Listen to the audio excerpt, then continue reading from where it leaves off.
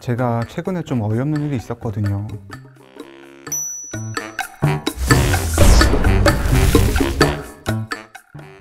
아니, 일하다 보면 그럴 때 있잖아요.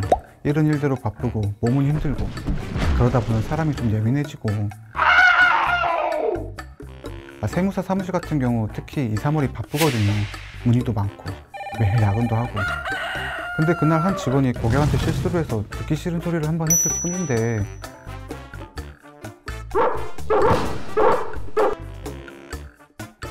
기분이 나쁘더라고요. 저도 야근까지 해가면서 힘들게 일하는데 화를 내면서 말하니까. 다른 직원들도 매일 야근해 힘들어도 묵묵히 일해요. 근데 혼자만 힘들다고 다음날 늦게 출근하고 민원인 전화 받고 나면 불판 불만 쏟아내기 바쁘고. 아니, 혼잣말도 안 되나요? 저는 이렇게 스트레스 풀면서 업무를 하는 건데. 다른 직원들도 매일 야근해 힘들어도 묵묵히 일해요. 저한테만 유독 사사건건 지적하세요. 제가 싫어서 그런 건가 하는 생각이 들 정도라니까요. 저는 업무적으로 문제가 될 만한 사항에 대해 개선 요청을 한 거예요. 그런데 직장 내 괴롭힘으로 신고를 하다니. 다른 직원들 앞에서 혼내고 지적하는 거 사실 기분 나쁘거든요. 창피하기도 하고요. 이것도 직장 내 괴롭힘 아닌가요? 직장 내 괴롭힘이요? 아니죠. 전 회사 대표로서 당연히 지적해야 될 부분을 말했을 뿐인데요.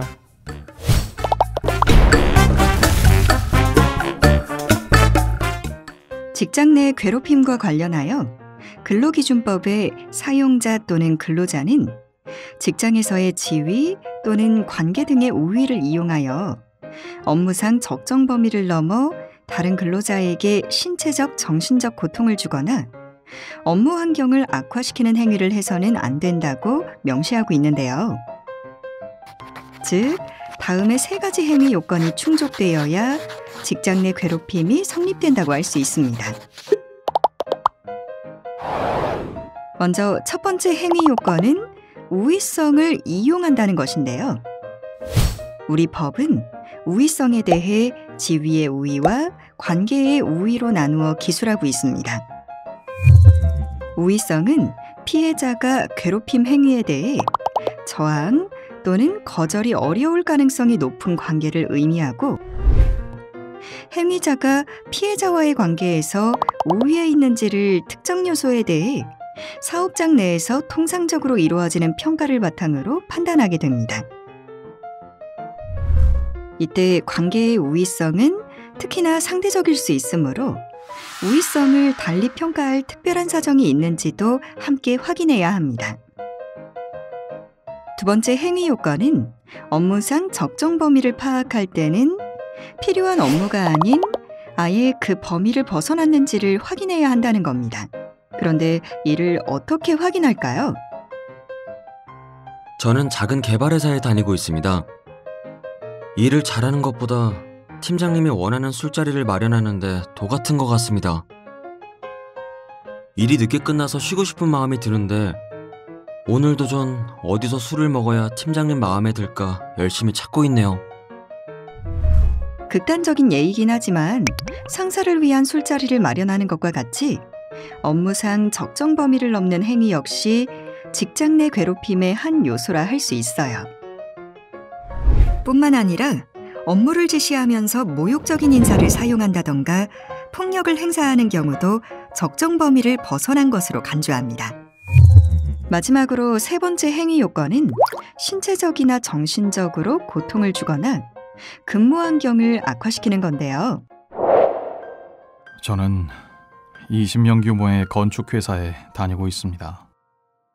어느 날 갑자기 팀장님이 부르시더니 회사 사정 얘기를 하시며 퇴사를 권고하시더라고요. 하늘이 무너지는 것 같았어요. 우선은 생각해본다고 하고 버티자 생각했죠. 그리고 다음날 출근을 했는데 그런데 제 책상이 없는 거예요. 설마 하는 마음으로 권고 퇴사자의 유배지라 불리는 5층 복도에 가니 역시나 제 책상이 있더라고요. 아니, 어떻게 이럴 수 있죠? 이것도 직장 내 괴롭힘 맞죠? 이런 경우 전 어떻게 대처해야 하나요? 신고하세요. 신고는 누구든지 가능합니다. 만약 직장 내 괴롭힘 관련 신고가 들어온다면 고용주는 지체 없이 사실조사에 들어가야 합니다. 그리고 조사 기간 동안 회사가 보기에 필요하다고 판단되는 경우 피해자의 근무 장소를 변경해 주거나 유급 휴가 등을 부여해 주어야 합니다. 또한 조사 결과 정말 그러한 괴롭힘이 있었다 이런 경우라면 피해자 요청 시 배치 전환, 유급 휴가 같은 조치를 취해줘야 합니다.